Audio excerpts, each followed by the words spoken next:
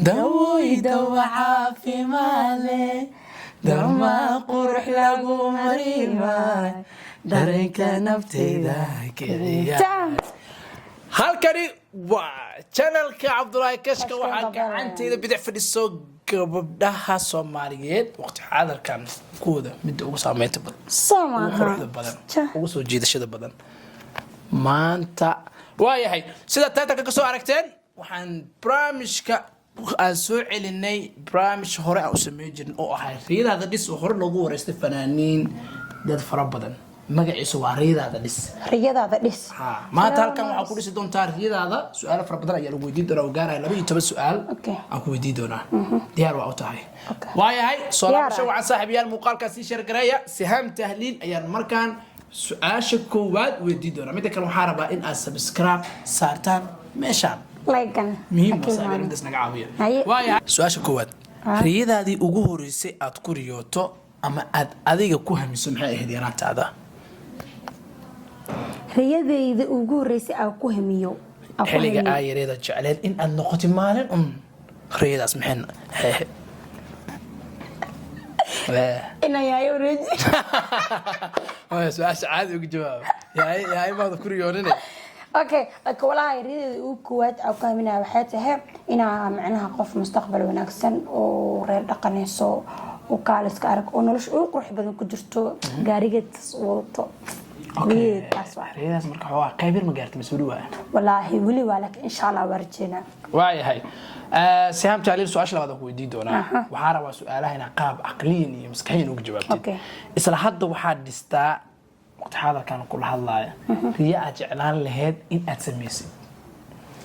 إن حد أسميها رياء يعني أجعلها إني معناها قابك سوري سلهاد برهاد نودس قيب يرو كم إذا جاء أمريكا وجوها وانا حلا قوة جاكت كستو كي لك كشتي هذا لك كي ما دقة فلان كي هتساوي كشتي كي جعمك حلو وسايس ودن قال صوته هلا كور لا اله الا الله يعني horta walaa ila kiriideeda waxa wayna yani qof sar gaartay kaaliska arkay yani oo magaca xataa haysta laakiin siirul jibaartay waayahay Siham su'aalaheena waxaan rabnaa inaan dhex gashadiyaa su'aal saddexaad qof aad u xiistay oo riyo ahaan lagu keeni lahaay iyo noqon lahaay qof aad u xiistay hori ahaan lagu keenayo okay qof dhinta ma hamo laakiin qof nool waay miya maanta riyo hadaa mar jiiftid riyo way noqon kartaa dhan walba noqonayso wallahi waxa jeclaa lahaa aabahay macaan in riyo oo liyo keeno mar walbana waa ku riyooda aab macaan oo jeclahay Allah naxariisto waayahay su'aasha afraad ku weydiin doono Siham cadawgaaga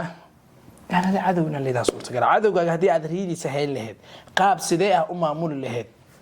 أود هدي قعنت هذا ما أنت كجلي ضدك عدو قال رياضه ذا فقام معه معمول لهنا رياض أنا قصلها أي شيء يعني وبكر استعجله سديه وإحنا ما قبصله هنا هالمرة أنا أودي لا تدفع حاسدين وواحد ريال وياه لكن عدو قاعد ما أنت عدو قاعد ما هو عدو ارتوا والله يحبوا لكن أصحاب مو بهني عدو قاعد أنا مع سيسلها لكن واحد كستو ما أنت عسكوا منها عمك بكر استعجل واقرتي وايا هي Siham Tahliil xiliga fasaxa tahay oo aad waxbaheenin maxaa ugu jeceshahay inaad sameeysid الله والله إنا قريكم مشغولة جعلها قريك سمي هذاجيو وحاقو وحذاجيو وش الشيطان يسوس نظامي وحسا جعلها هذا قريك تشوفه واي هاي وحنا بس عشان كلنا كويديو مجرى قف أتسقاس وهالكان أبوك سلام بسيد والليلة هالكان كسلام وأنا فاميلي كأجن قكرين فاميلي كما ما هذه قرابة وحنا أسكت فيها معنا ولا اوكي عمشك سلامة يا صاحب كي أتكافسي عليه واو أنا سلامت وقدر على دمر أبوداس يعني يجلسني ما أسله يعني dad badan oo inta ka soo muuqdeen mees awoodi jiray way ka maamulisiin jireen qaarkoodna si hoos ah u dhigay siyaasad ku weydiin kara laakiin waxa waaye waaw atakaafi qofka ka faanaynin ma be ku faanahay ku faantaa waa wiilkaas aad iyo aad u nasiib badan yahay sababtoo maanta waqtiga la joogo ma jirto gabar dhees saaxiibkeyga way adag tahay waayahay su'aashan ayadana qasab maahan kulay waaba noo sheegtay laakiin su'aashan waxaa jeclaan lahayd isla asaga ku soo laaban doontaa ma jirtaa qof noloshaada qaas ku ah yani hore ku dhahay laakiin halkan waxaan rabnaa in aad ereyo naxariis leh ka dhahdid inaad dhahdid waxaas kadibna waa kasii gudbi doonaa bogaska ma idhaabtid hadaa culos qabtaa kaa wareeji karaa wareeji waxshaan waayahay haddii aad hees qaad lagu dhihi lahaa fanaankii la qaadi lahayd heesa maanta fanaana noqotay haddii hees qaad lagu fanaankii hees la qaadi lahayd sharma boy waaw waa iloon waa kuma qof caan ah oo tiktok aad ka taageertid dhanka ragga qof asleeda maanta qof kasta si sax u taageertaa halkan aad ka silsilaami doontid